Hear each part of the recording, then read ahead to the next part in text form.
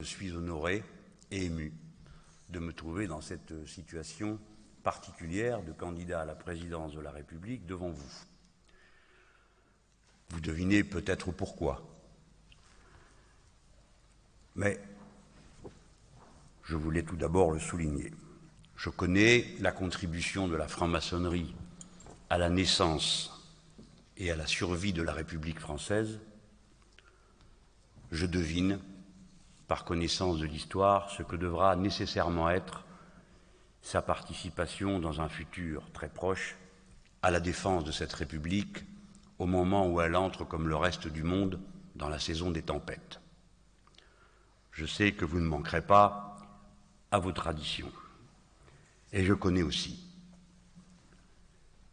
pour l'avoir mesuré moi-même du fait de bavardages incontinents, qui m'ont attribué la rare qualité de maçon, de quelle haine la franc-maçonnerie est entourée lorsque les relations sociales et les relations entre les puissances se tendent. Vous aurez donc un poste exposé. C'est donc avec cet état d'esprit que j'entends le portrait qui a été fait de moi. Il est subjectif, je le prends comme tel. Je l'apprécie puisqu'il me permet d'entrée de jeu de faire au moins de petites corrections, mais qui ne sont pas si petites que cela pour moi. La première concerne le rôle de la liberté individuelle. J'appartiens, avant toute chose, à la tradition philosophique des Lumières, dont je considère qu'elle est incarnée en politique. C'est vrai qu'il veut la République, Pierre. Et pourquoi la veut-il? Deux raisons, comprenez-moi bien, c'est des choses que je n'avais pas vues autrefois, ça. La monarchie est moins forte, un système monarchique est moins fort que les systèmes républicains pour faire tenir tranquilles les pauvres gens. Pourquoi? Parce que quand c'est le roi qui parle, on peut toujours mettre en cause la volonté royale. On pourrait dire, c'est un homme qui ne veut pas que nous améliorions notre situation. Tandis que s'il y a une révolte de pauvres, sous la République, c'est-à-dire sous le régime du suffrage universel, l'autorité qui va contraindre ces gens à rentrer dans leur tanière, elle s'appelle comment? Elle s'appelle volonté nationale. Du moment qu'il y a suffrage universel, que le suffrage universel s'est prononcé, que nous avons avec l'Assemblée ce que l'on appelle la volonté de la nation, cette volonté de la nation, qui est en fait la volonté des notables, est autrement forte qu'une simple volonté royale pour faire tenir tranquilles les misérables.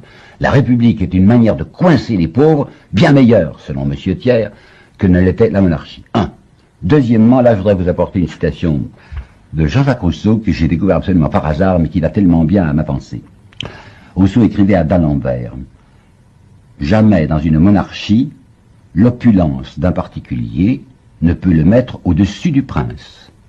En revanche, dans une république, elle peut aisément le mettre, ce particulier, au-dessus des lois. » Ça veut dire quoi? Ça veut dire, dans une république, les lois sont faites par qui? Elles sont faites par l'Assemblée nationale. Qu'est-ce que l'Assemblée nationale? C'est soi-disant le suffrage universel. Qu'est-ce qu'en fait le suffrage universel? C'est ce que veulent les notables. Par conséquent, dans une république bien conduite, c'est l'argent qui est au pouvoir. Il n'y a pas de régime meilleur qu'un régime démocratique bien orienté pour la protection de l'argent. Voilà pourquoi Thiers est républicain. En cette année 2019, l'ONG Urgence Panafricaniste va devenir un parti politique et vous allez être les militants de ce parti-là en tant que tel.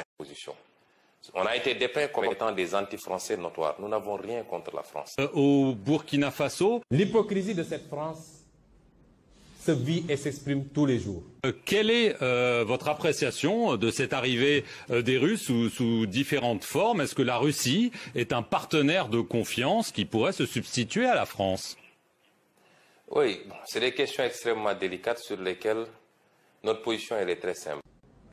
Personnellement, nous n'attendons absolument rien de la France. Nous voulons qu'elle cesse de s'ingérer dans nos flux. Il faut que la France se prépare à une rupture définitive et à quitter l'Afrique. On a été dépeint comme étant des anti-français notoires. Nous n'avons rien contre la France. L'objectif, c'est d'imposer un troisième mandat par tous les moyens possibles. S'il faut passer par des cadavres, il passera par des cadavres. L'objectif, c'est de museler l'opposition. Toute opposition, citoyenne comme politique. Aujourd'hui, coopérer avec la France, les États-Unis la Russie ou la Chine est une option. nii moom laa jël conférence de presse moo taxaw Jeune Afrique nekk fa wala monde diplomatique wala nu mu tudd RFI soit ñoom dinañu génn wala man duma fa bokk parce que man tubaab ëpp ma ful la décision boobu nga jël fi mu man nii moom laa jël.